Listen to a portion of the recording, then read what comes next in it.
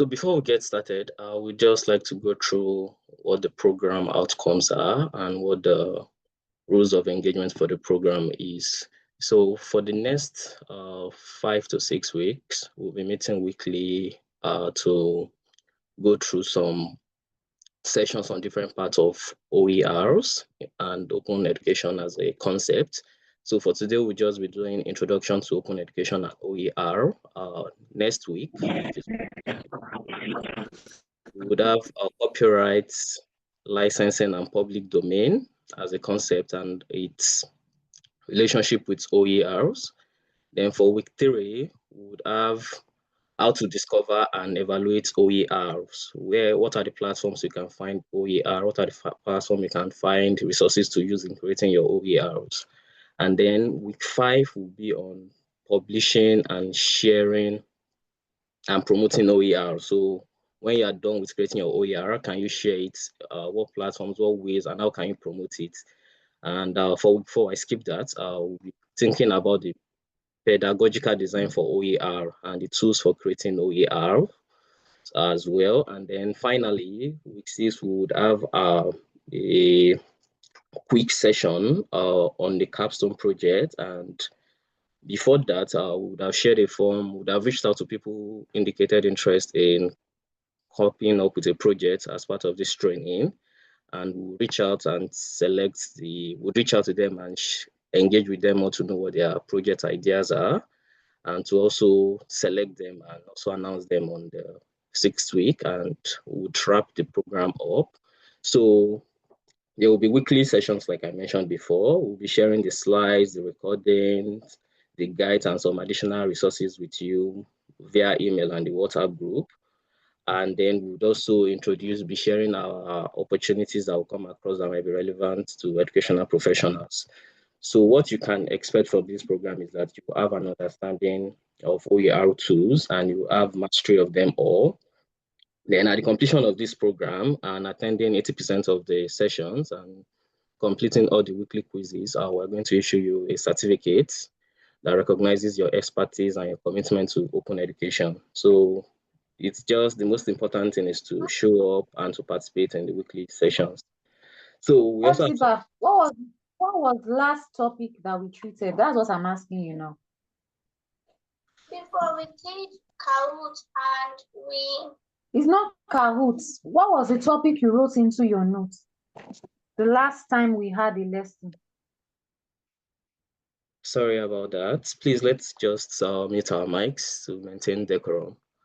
So, as I was saying, there will be seed funding. We're providing selecting 5 projects and providing a funding of 300,000 naira per project for people to come up with very innovative and creative OER projects. So this is also an opportunity for people who are active and interested to come up with something great. And there's also opportunity to collaborate together and work together. And at the end of it all, we'd invite you to join our community. And maybe if you're interested in volunteering with us or joining some of our programs and events in different parts of Nigeria. So thank you very much. And I don't know if there's anyone who has a question about what I just said or what I've just shared. So you can ask now.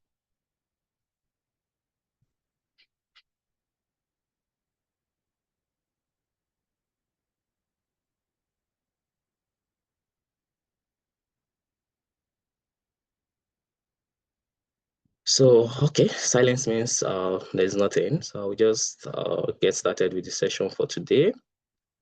For those that joined later, we are Free Knowledge Africa, a non-profit organization in Lagos, and our main objective is promoting African narratives, preserving them, documenting them, and ensuring that it's available for future sake, for posterity's sake, and this is what drives the core of what we do. Oh, I can see some questions in the chat.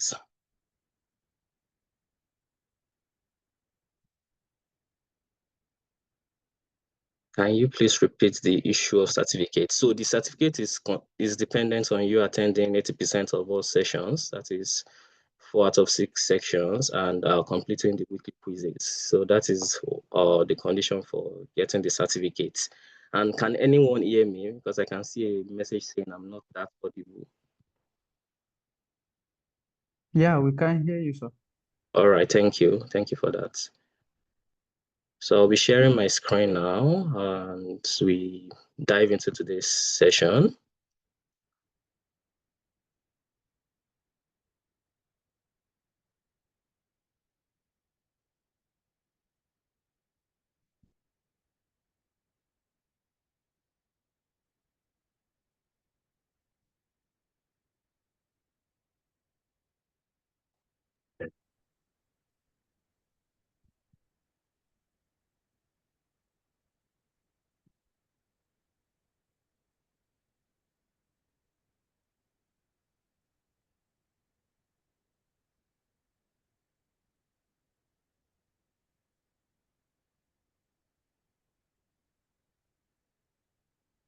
So today, the session for today is Introduction to Open Education and Open Educational Resources. So this is the first week and we would examine the foundations, the history, and the potential impact of open educational resources for this week. That will be the session for today's objective. And I'd like you all to come along with me and learn as well. If you have questions, please just drop them in the chat and I will answer them as soon as I see them or I can. Thank you. So what is open education? Open education is basically a concept. It's more of a philosophy of a way of thinking about education and the approach towards it. So education traditionally is basically in the classroom. Western education is basically in the classroom, but open education tries to go beyond the boundary of what education should be. So the main commitment of open education is openness as a concept at the center of education. So it tries to ensure that we democratize knowledge and create ecosystems where resources can flow freely, access to information. So that is what open education is predicated upon, that our information is freely shared and people have access to it. And unlike conventional educational models that often resist access, open education embraces inclusivity and removing barriers that have historically limited those who can learn, teach, and contribute to our collective knowledge. This could be financial, this could be traditional, this could be cultural. So open education seeks to go above and beyond all these barriers. So one aspect of openness or open education is development and adoption of OERs in support of open educational practices. So open educational resources are tools for achieving the objectives of open education. And the key principles of education, like I said, is the removal of barriers. So this could be financial, this could be legal, this could be technical. So all these different types of barriers that restrict access to high quality educational materials, especially for marginalized communities in Nigeria. So as we go along the session, we see some examples of how OERs have made access to education open and free. And it is more about, are you willing to learn than the access to it. So it's more of willingness to use these open educational resources, both to learn and to build. So another key principle of open licensing, open education is actually the principle of open licensing. So this is the legal framework that open education is built upon. And one popular and well-used framework is the Creative Commons licenses. So they provide the legal permission for sharing, adapting, and distributing content and protecting the rights of the creator. You could be, if you create OER, you can set out the terms and conditions, the way it can be used, if it can be used for profit, if it can be shared outside educational context. You can set out all these things as the creator of a work. So another thing that open education does is that it ensures that your interest as the creator of the work is preserved and protected. So another one is autonomy of the learner. So you can empower students to navigate their own educational journey, to chart their own educational journey with open education. So and using open educational resources, so students can learn. They can learn beyond the curriculum, beyond the syllabus. They can learn in their own way. They can pursue their interests. They can put together different educational materials together to decide how they want to learn and to achieve their own personal objectives if they have that. So these are the basic key principles of open education. And also it also promotes collaborating with others, even beyond the boundaries of the institution, the system of institution, the location. People can co-create different things together. And this is one thing open licensing also encourage, because some licenses basically specify that you can only use this if you create it the same way I created it. And another thing is also integrating the formal and informal learning practices, the learning networks. So the different learning system, we have the formal school, the 6334 system we use in Nigeria, the primary, secondary, and university, and that's the formal system of education in the country. And then we have informal system, whereby people just try to learn online, people try to learn different things. So we can incorporate these two together. And some people try to learn what they couldn't learn, or what they couldn't get access to in their formal system. They try to learn it informally through their support network. Could be their family, could be their prep or their summer lessons. So open education also promotes this integration. So so what's the history of open education? How did open education actually start? Because we need to understand where this concept has evolved and how it is what it is today. So open education started in the 17th century, at least the rough form of it, or the basic form of it. And this was called the Enlightenment era in Europe. And this was when universal access to knowledge and education started becoming what everybody should have access to, because we all say knowledge is power, or the access to knowledge is power, because without education, without knowledge, we lose some of the basic advantage we should have to thrive and survive in the world. So this was where the concept of education started, open education started growing, because back then it was mostly the royalty and the people of the noble class who had access to formal education, and it was really restricted.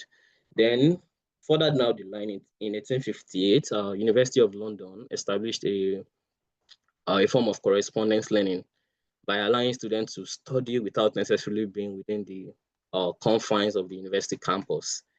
And again in the UK, in 1969, we saw how the Open University, the first of its type in the world, launched in the UK by ensuring that people could access education through television. And then another revolutionary one was in 2002 with the MIT Open Courseware, where they publish almost all their university course material online for free global access, and it is still available till today. So we have undergraduate, postgraduate educational materials published. So basically any field you want to learn, it's available on different platforms. You can see some on YouTube, on the university website itself. So open education has evolved and changed over the course of the last 200 to 300 years, and it's still evolving as we speak currently. So what's the philosophy behind open educational resources? So there's a saying, I don't know who said it, but there's a popular saying that knowledge increases by sharing, but not by saving it, not by hoarding it, not by keeping it. The more you share knowledge, knowledge increases in a society, in a community, by sharing what we discover. And the way the world has evolved towards what it has become today is because knowledge builds on each other. It's just like when you're building a house or a building, knowledge, there's what we call building blocks. Knowledge are building blocks. So the concept of Newton's law of motion built on something else. Someone used that law of motion in the motor vehicle, used in communication. So these things are not in isolation. And when there's collaboration, things increase, things grow. So basically, open educational resources philosophy challenge the traditional notion of just owning your intellectual property rights by viewing knowledge as a shared communal asset rather than a commodity, rather than what you share, than what you sell, but basically as what you should share. And if we see OER as this, we can use we can position education as a catalyst for societal development. And we can even empower our educators and our teachers to customize materials for local context.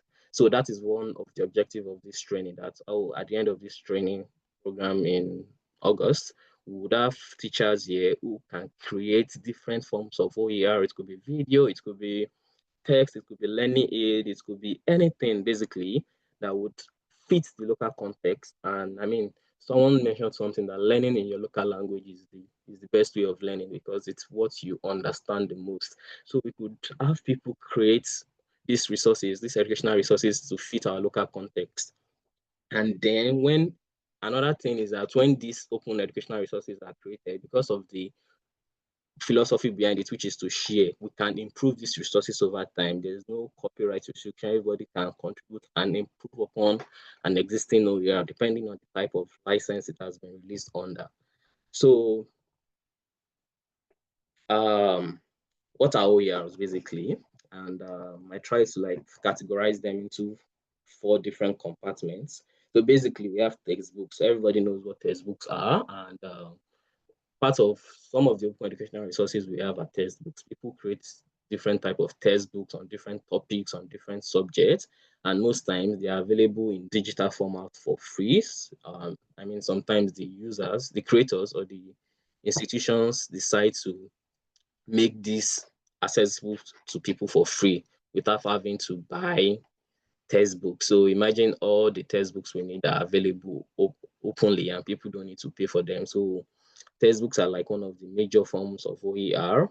Another one is courses. So we have online courses that have structured content, activities, assessments, feedback. Those are another types of OER. Then we have media format. So we can have educational video on YouTube.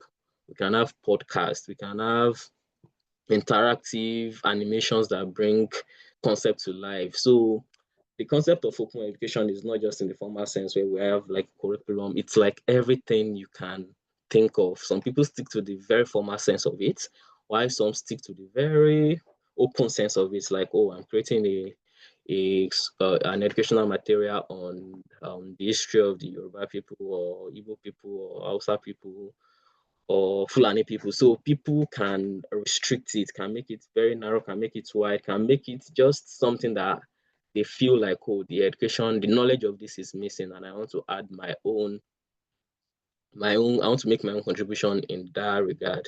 So another form of OER is activities. So this could be lesson plans, this could be assessment, this could be interactive exercises, this could be learning aids that educators can even use in the classroom. So just imagine that these things are available for free and you can just print them because they've been made free and you can use them in the educational context. So these are like some of the various types of OER we have. And another one we have is the types of open content. These are the different content we can think of when we mean open. So using the concept of open, we have open educational resources. So we've explained that. And even in Nigeria, we have the National Open University, whereby people don't have to be fully, things are delivered through an open courseware. And then another one we have is the open data. So these are the type of data sets that you can use freely and distribute. And we have the Nigerian Open Data Portal where you can get some statistics.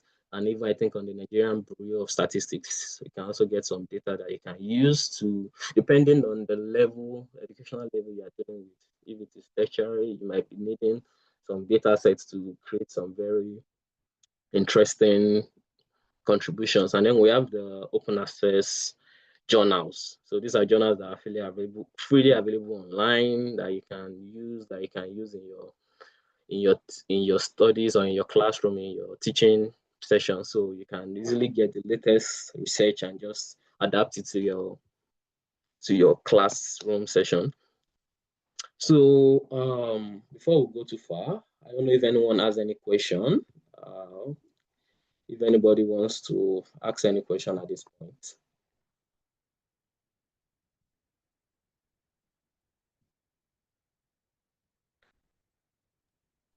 Yes, please. I have a question. Okay, please go ahead. All right. I want to know if free the African knowledge now is just about African knowledge alone, like the materials you're going to, or the resources rather we're going to be getting are just going to be basically for African culture alone, or there are other things that we get. So that's just what I want to know. All right, thank you, Praise. It's Free Knowledge Africa. So, like I said, we have the African perspective to things. So, but then we're not limiting it to just culture. We believe you can mix things together. You can do history. You can do STEM. You can do so. It's open in the sense of educational, any form of resources that will contribute to education. So it is open in that sense. So we are not limiting it or restricting it to just history or culture or African knowledge or anything like that. So it is very much open to whatever you think you would like to build or develop or any subject area. So it is open. So I hope that answered your question. Yes, it did. Thank you. All right. If there are no other questions, I will just move ahead and continue. So I'll just share my screen again. So what are some of the benefits of open educational resources in the global sense of things?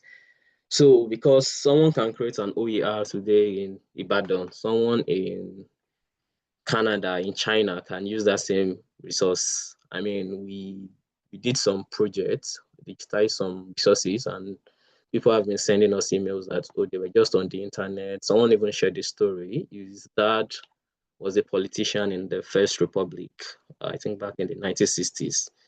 And we worked on a project with the National Library and we digitized some resources. And the person said, oh, he found a newspaper extract of what his dad was talking about to the prime minister. That was, I think, Tafawa Balewa. And that really made him happy. So there's no restriction. It's not within the four walls of the classroom, four walls of the classroom. Anybody in any part of the world can gain access to these materials and you can contribute to different places, make impact across the world. If it's online, if it's a video, if it's a document, if it's a learning, people can use your templates. Maybe you have a better way of teaching mathematics because mathematics was a bit of a challenge for me back in secondary school. But maybe you have a better way of people can understand trigonometry, logarithm, all these it's seemingly simple concept, but people find to understand. You can create your own learning way around it, and people can just use it and understand these topics better. Or it could be languages. I mean, if you speak a language, one of the many languages we speak in Nigeria, you find out that, oh, people are not speaking this language anymore.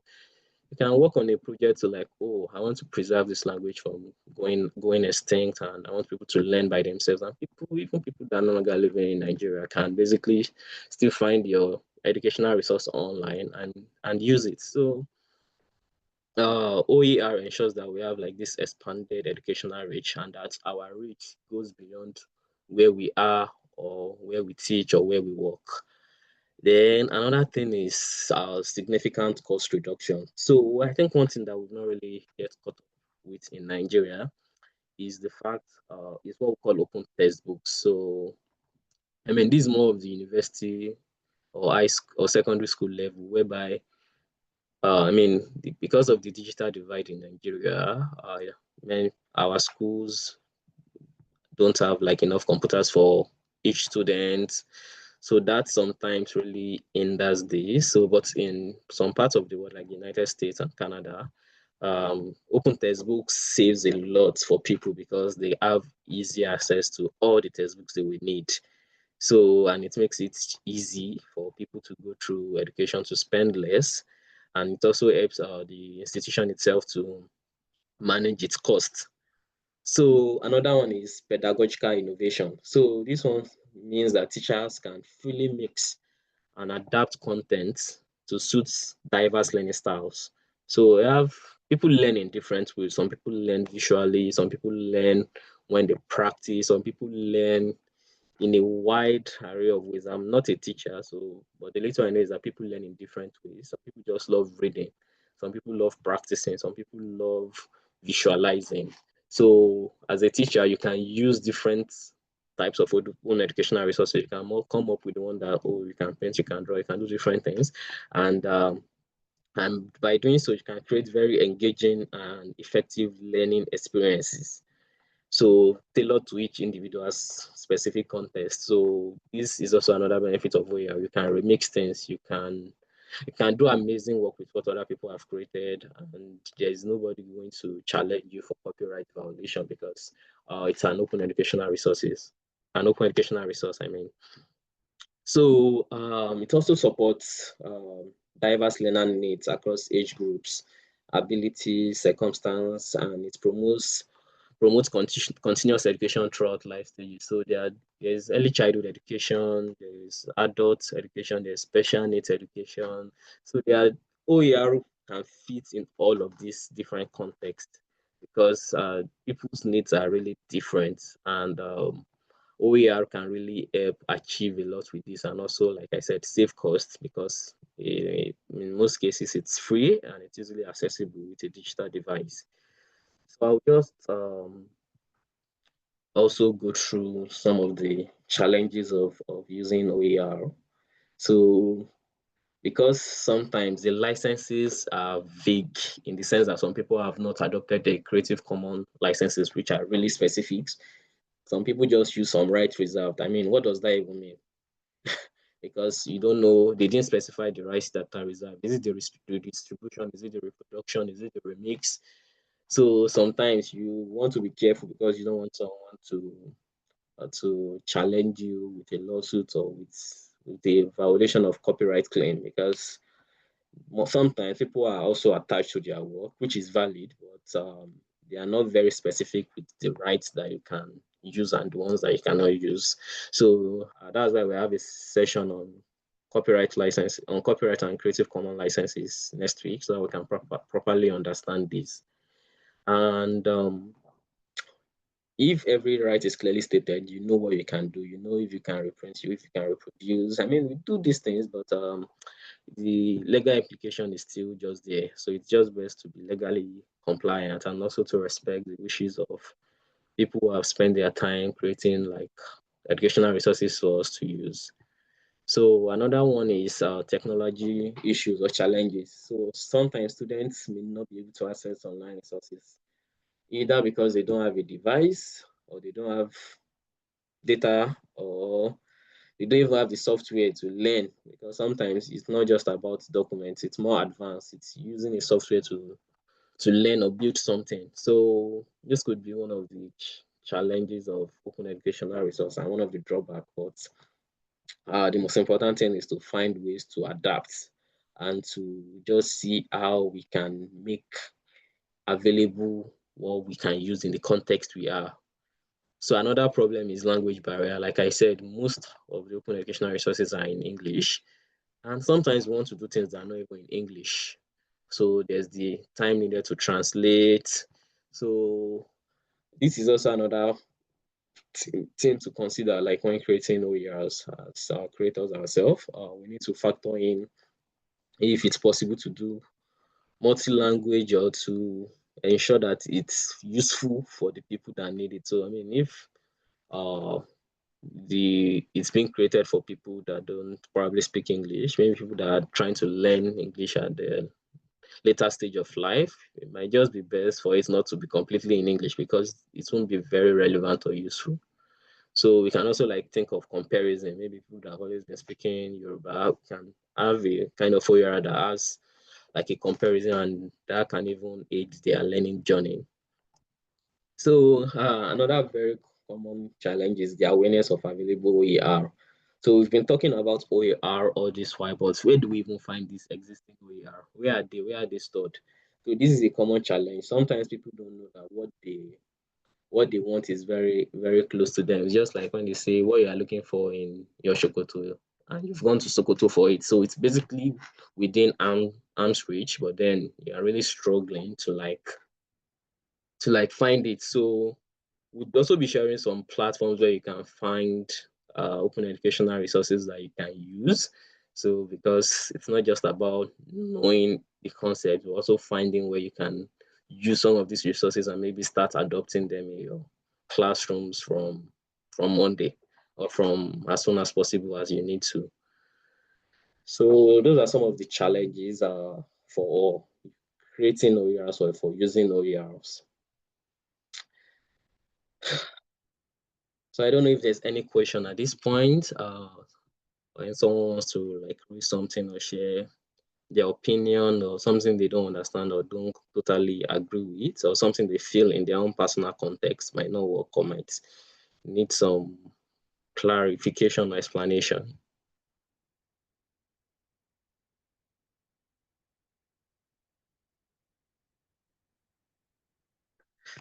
All right, so I'll just continue now.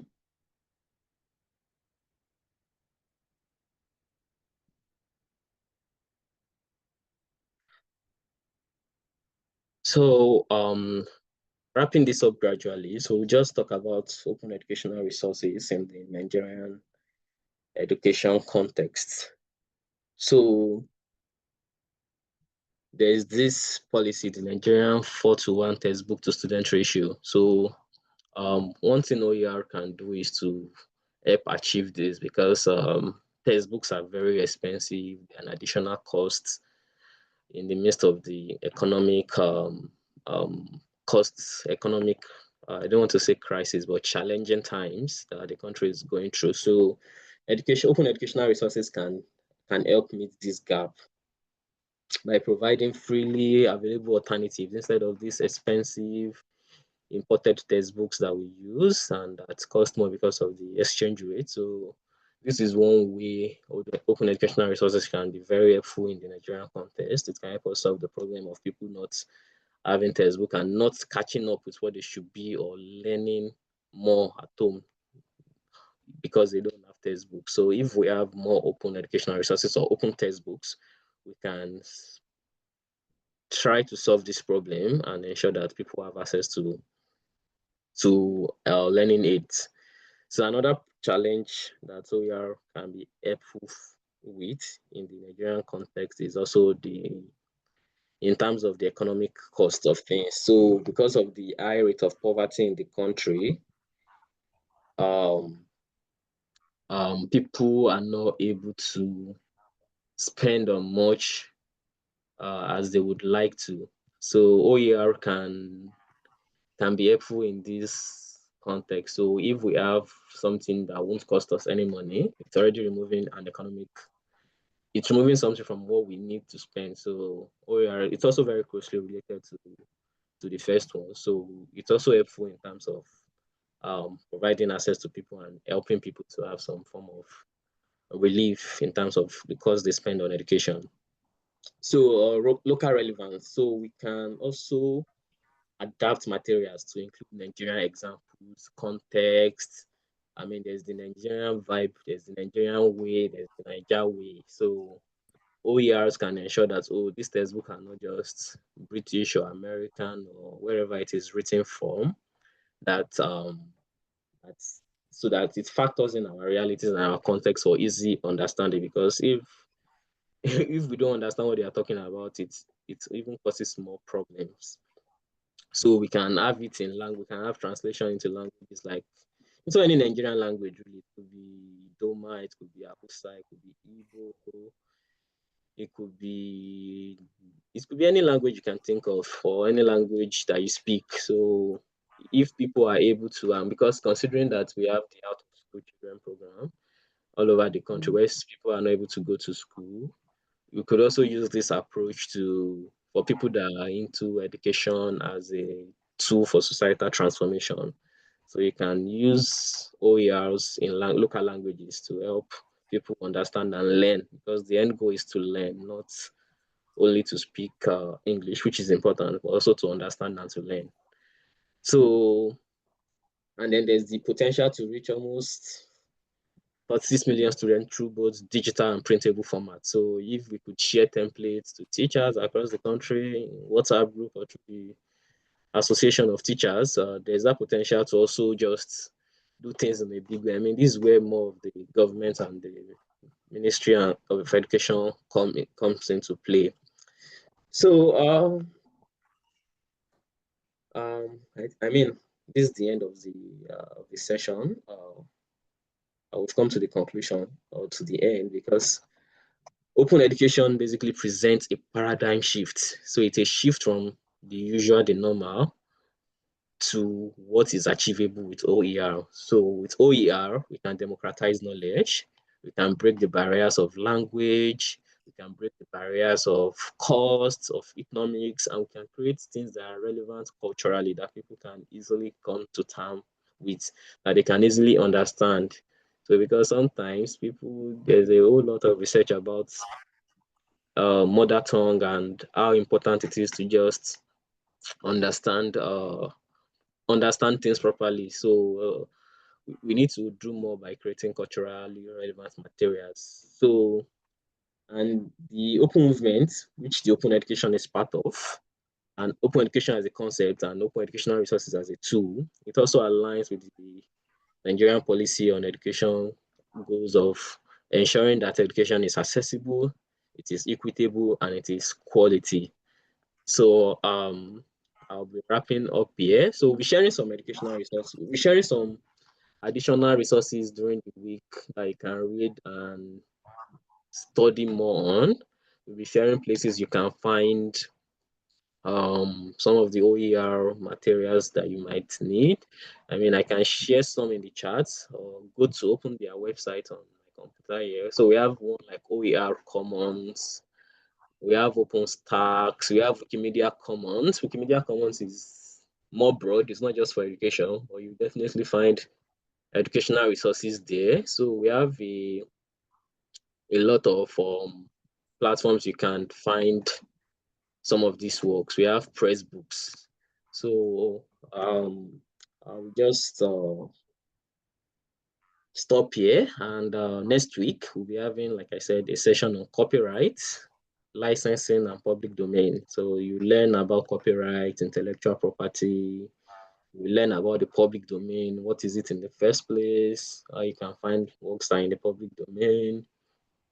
And you also get an introduction to like Creative Commons licenses and what are the compatibility of different licensing, and now you can use this work in your day-to-day activity as an educational professional or as a teacher in the classroom. So I will stop sharing my screen now, and I don't know if there are any questions. Because I've just been speaking for a while now, so I don't know if any other person wants to ask a question, share a thought. Anything is fine.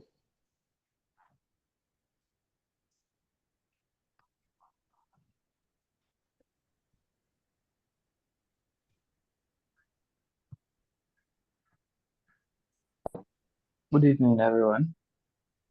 Oh, good evening. Um, it's let me say it's a big opportunity, privilege to be part of this movement, and I think OER will actually this particular project will actually go a long way to help educators and other people that actually have the zeal to help educators and to promote the way people access education in Nigeria. Because let's be factual, all the textbooks that is in use now for secondary school students or primary school students to say, all of them sometimes they have been able to like go across some schemes of work, and I see the things that they break down there. Okay, that these are the things you teach the children. They did not is not really localized to the way these children can learn. Imagine teaching programming. Sorry if I'm speaking some things that might something some people might not understand actually. Imagine teaching programming, like introduction to programming, to students in a community that they don't even like computer like they're not really computer literate, and you are giving a scheme of work on programming, introduction to programming, and you are saying they should be finding the square roots using programming languages. That might be a bit complex for them. It's not really localized. So if you can have people that have OER that will be localized to any community, that okay, at least the lowest level of learners they'll be able to easily understand these things. So I think what you have with us here is will go a long way to help. Thank you very much. Thank you, Mr. Ridwan. Uh, that's why we're also doing this program, basically, so that we can all contribute and also do our part and raise awareness about it as a concept. Bashira Lawal, you can unmute yourself and speak.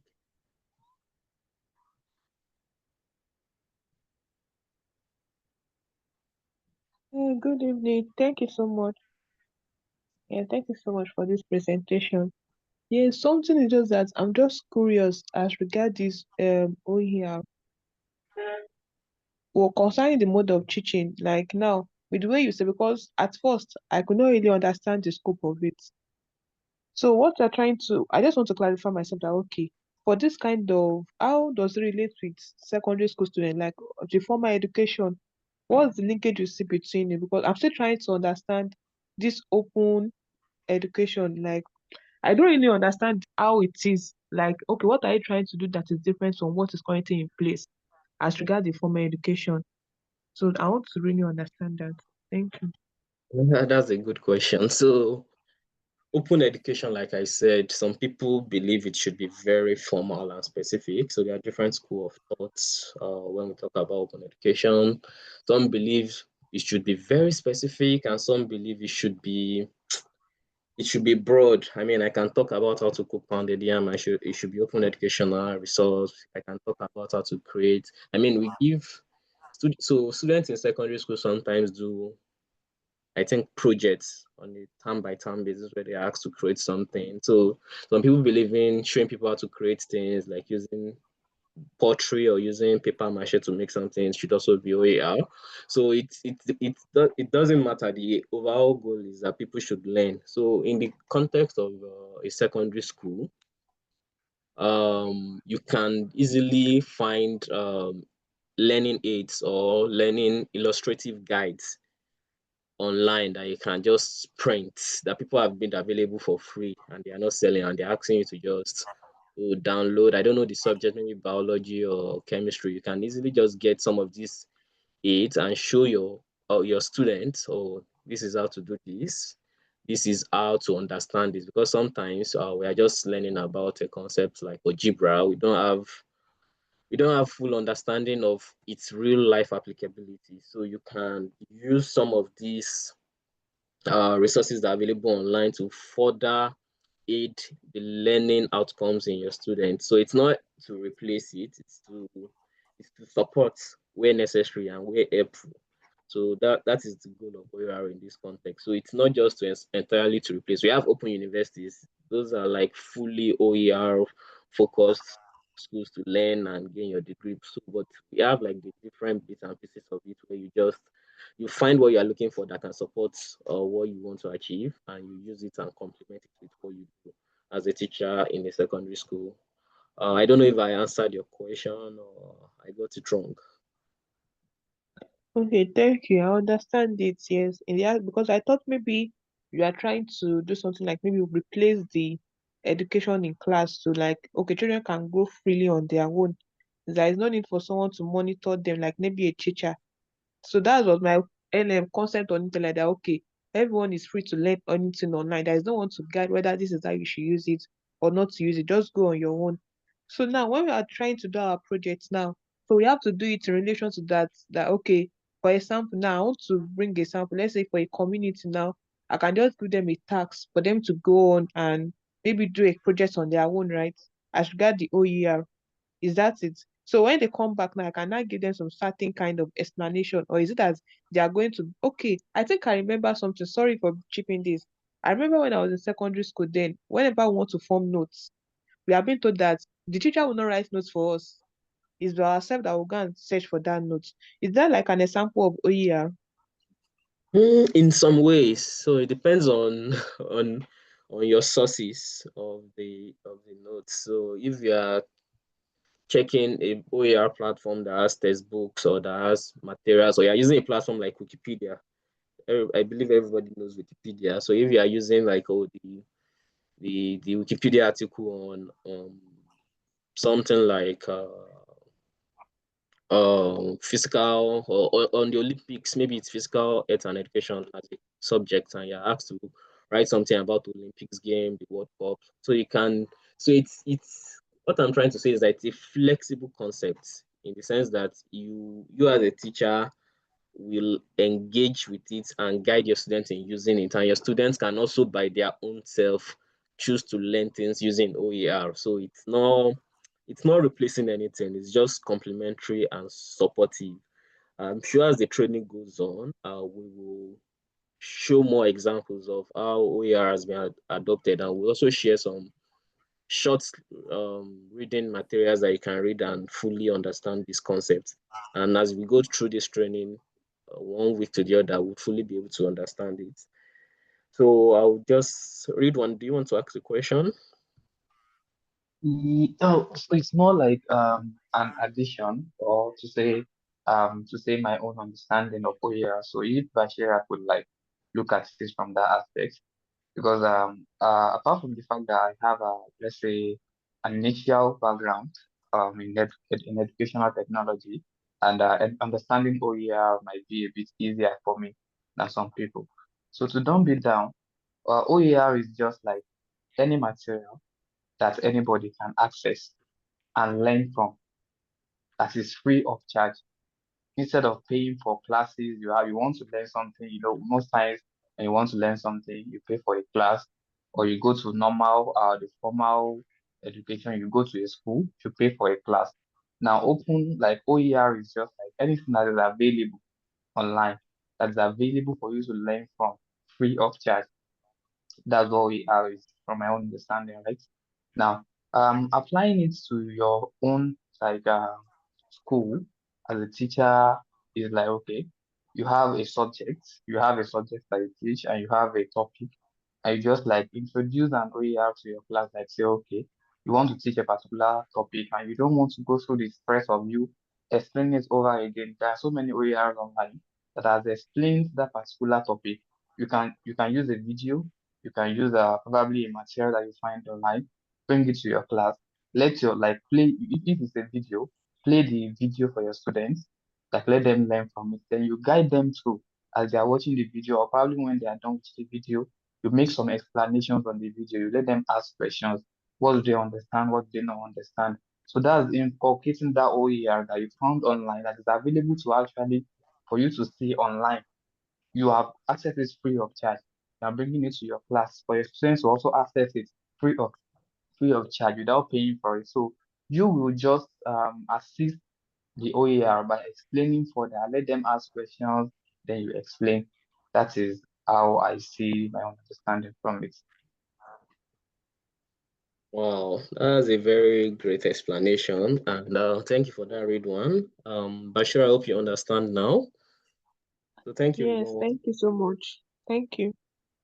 Yes, there was someone who had their hand raised up. Just a moment. I don't know if they still want to ask their question.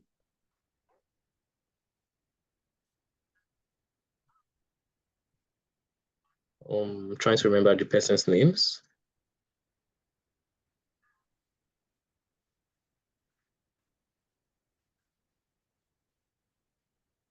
So, Light Izu, do you still want to ask your question? Good evening. Good evening. Please go ahead. Thank you for the section.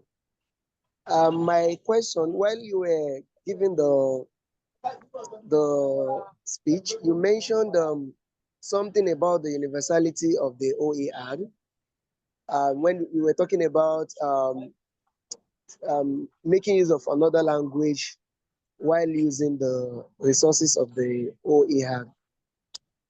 Does it mean there are no copyrights for translating OER resources to other languages as well?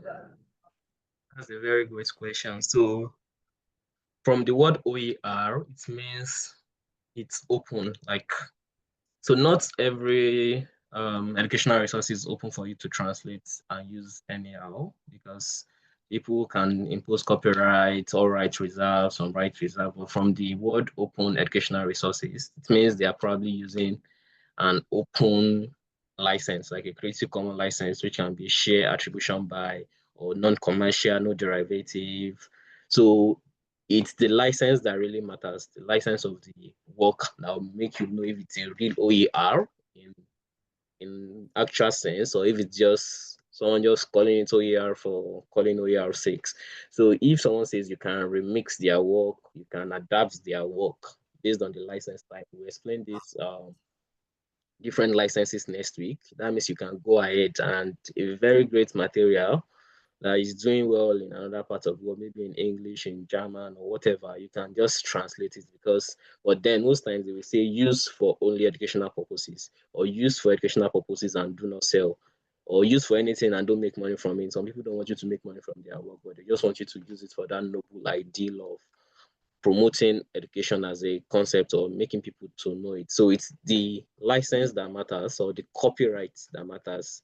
So license copyright, open license copyright are like two ends of the same coin. So to explain better next week, we have a full session on it next week, and we have a very great professional who is coming to speak to us on it next week. So by next week, I'm sure you'll be able to fully understand the differences, the go areas, no go areas, and the different ways you can interact with OER. So we'll do justice to that next week. Thank you, Lawa Kodre. So just before we go, I just wanted to show us a couple of platforms where we can use OER so that we wrap it up by 7:05 at the latest.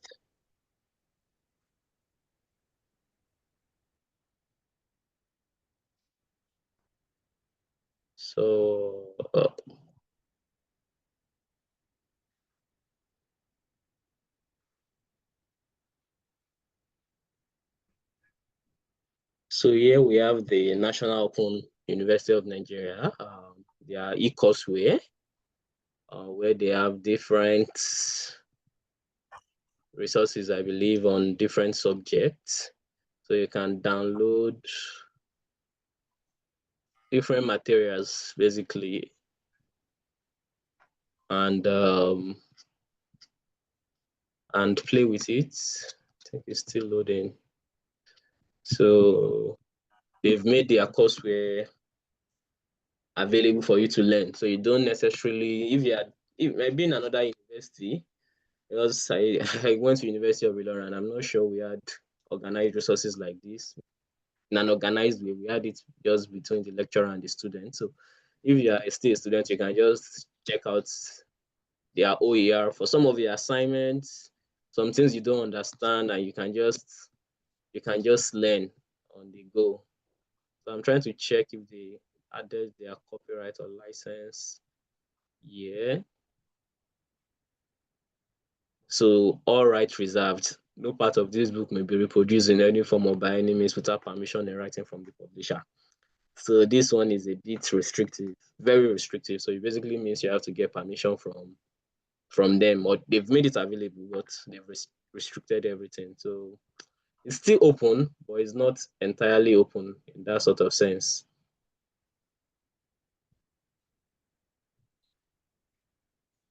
So I'll try to share another one so that we can see different examples. So yeah, I mentioned the MIT Open Courseware. It's a very massive, and MIT is one of the best universities in the world in terms of research output. So you can search different things. I mean, this is for their graduate school, this is undergraduate relativity. So you can learn so much on.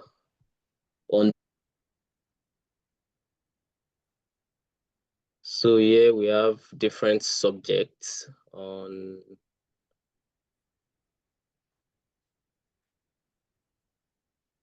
We have different subjects on different things. You can check through different levels, undergraduates, graduates. So this is an OER on Introduction to Biology. You can see the videos, you can download the course. So this is another one by MIT Open Courseware. Then we have press books. This one is mostly textbooks that you can use for whatever you want to do. So, but they require you to have a subscription with them. So it's open, but open does not mean free in the sense. Open is more about access. So, but then it's open. Then this one is melot.org. So it's a place with different resources. You can browse by discipline. They are mostly American focused, but that's why we are trying to like build something here that is also focused on our own. Although we do have the what's it called? We do have Nigerian Open University, but most of these are American focused, and these are mostly textbooks. So we can find a subject. OpenStax, it's a textbook platform. So let's say algebra and trigonometry. There are different books basically. So if you're a mathematics teacher and you really want to, although they're asking for us to give them money, which is good, but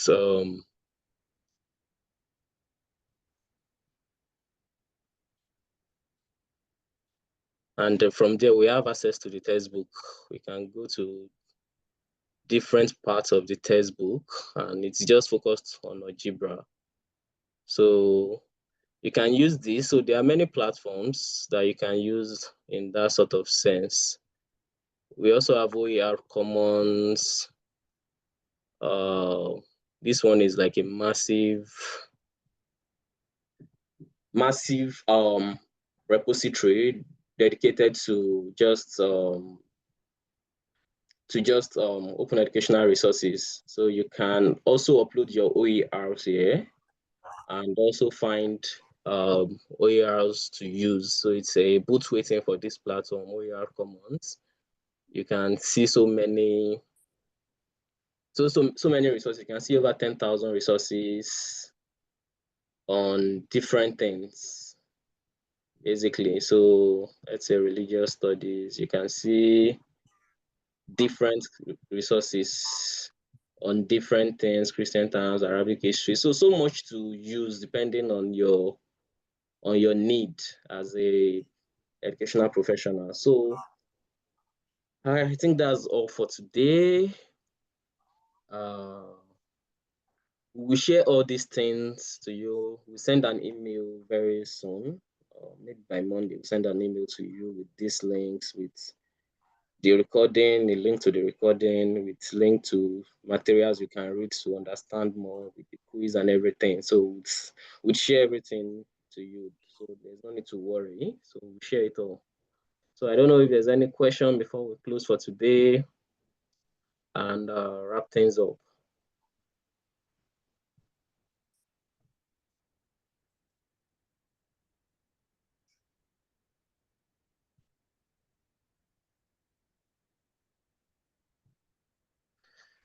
So are there any questions? So I just want to say thank you again for everyone who showed up and showed up quite early. We are really excited at what we can achieve together, and we look forward to seeing your contributions and showing up in future classes or future sessions.